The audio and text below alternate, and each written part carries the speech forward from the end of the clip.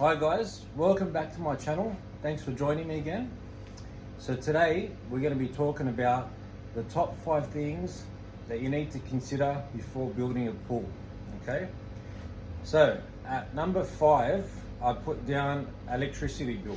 All right, so we just got our electricity bill about a month ago for the last quarter, the last 3 months, and it's pretty much quadrupled since the last one, because mainly the aircon and the filtration system to run the pool. So just letting you know, especially when you've got a pool like this size, this is 7 by 4 meters, you need to have it running at least 8 to 12 hours a day, like 3-hour intervals. So like 4, 4 and 4, or like in total 12 hours, whatever it is, you know. So the aircon on, not pumping all day, just we have it on, it cools down the house, and then we turn it off. Okay, so it's mainly because of the filtration for the pool. So it's basically gone from about 300 to about 1200, almost quadrupled, you know.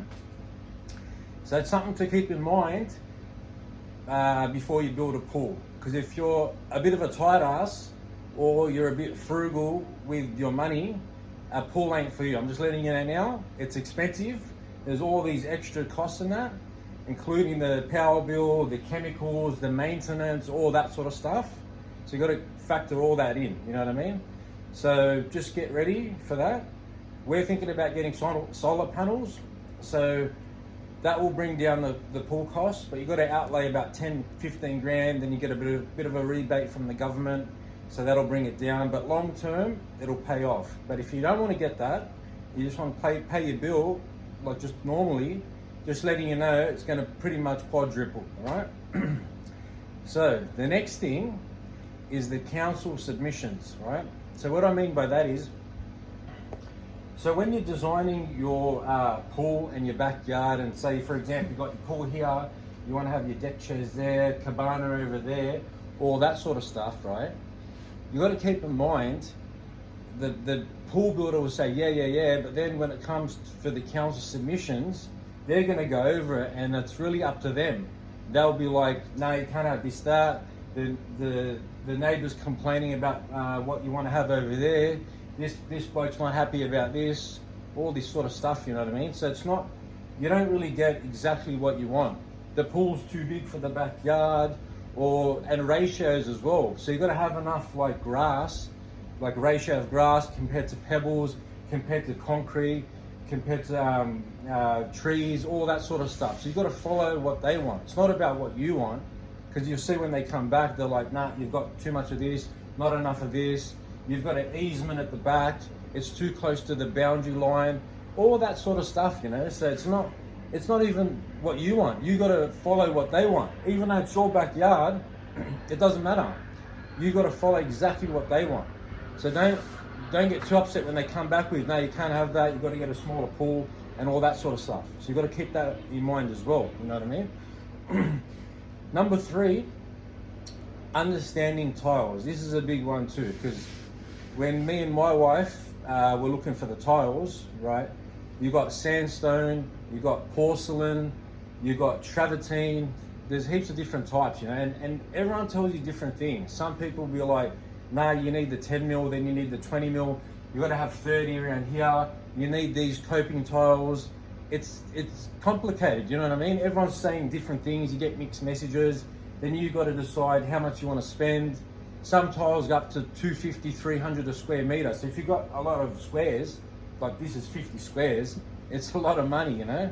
So not only that, once you decide that, then you got to find a tiler. So if you're not a tiler and you know nothing about tiling, first of all, you got to find someone reliable. Second of all, you want to make sure like you've seen their work, or you find someone that someone's already done work for and they're like, you know, he's pretty good, I've seen his stuff and he's good, you know? So that's the next problem, finding good tiler. Now, good tilers charge up to 100 bucks a square meter, okay? So you don't want to be a tight ass with your tiling, because then sometimes, say for example, it's slanting into the pool and they do the tiles like that. When it rains, all the rainwater will go into your pool. So the tiler's got to be able to level it out properly, have it nice and flush, all that sort of stuff, you know. So you got to think of all that too. So tiling is a big one too. You got to have a big budget. You got to know what you're looking for, and you got to know also with some of the tiles. For example, these ones, they're a lot of work. They're Himalayan sandstone tiles, so they get dirty easy. You got bird crap going in. You got bat crap. You got to get rid of it straight away. It seeps in. They look nice when they're clean, but they're a lot of work. So that's tiling. The next thing is you got to find a reliable pool builder, okay? Because what you'll notice is a lot of people that you speak to, or pool builders in specific, they'll just tell you whatever just to suck you in, just so you can sign the contract, and then that's it. You're locked in, you know? You got to find someone that actually knows what they're talking about. Now, what I mean by that is, like, when you're getting the breakdown of the list of, like, for example, the excavating, rubbish removal, craning, all that sort of stuff, you want it in writing. So you want, like, excavating 13 grand, rubbish removal $1,000. You want it all in writing, because what happens then if you don't get it, when it comes to actually doing the job and you've signed the papers and you're ready to build, and they start giving you all these other different prices and that, like, you're going to be screwed, because you know you've only budgeted it for so much. You know what I mean? So you want to really find someone that's transparent with the breakdown of the quote. So for example, who's got it all there, you know exactly how much you're spending, you know. Sometimes you're going to get variations too, you know, like for example, if they're digging and they hit rock, so obviously they're going to charge you more because there's more digging and it takes longer to break the rock and get rid of it, you know. Stuff like that is going to happen, but I'm talking about just in general stuff. It's got to be all there in black and white, and you got to know exactly how much money you need to borrow, you know. So that leads me in to the most important thing, is the budget. That's definitely number one, right? So look, pools, they're expensive. If you want a nice pool, like a half decent pool like this one, okay, you want nice tiles, you want nice glass fence, you know, you want everything nice, it's going to cost you 80, 90, 100, something like that, pretty much, you know what I mean? They're not cheap, you know. Long term, they're a good investment, but, you know, they're not cheap, okay? So also, most people, like, if you're borrowing the money, if you don't already have the money, right, you need to know exactly how much you need to borrow. So for example, if you borrow 80 grand, right? So you got to factor all them things in: the digging, the excavating, the craning, the pooling, the glass fence, the landscaping, the tiling, getting rid of extra rubbish. So you got to factor all that stuff into that 80 grand. Otherwise, if you don't, you're going to come up short at the back end of the job, and you're going to be scrambling around trying to get more money to finish the pool off. You know, you want to borrow just enough to finish everything. So my advice is you're going to need to borrow at least probably about 10 to 15 grand more than what you've budgeted for. So say you've budgeted for 80, try and get about 90, 95, something like that, just to cover all the little bits and pieces at the end of the job, you know what I mean? So that's very important, budgeting.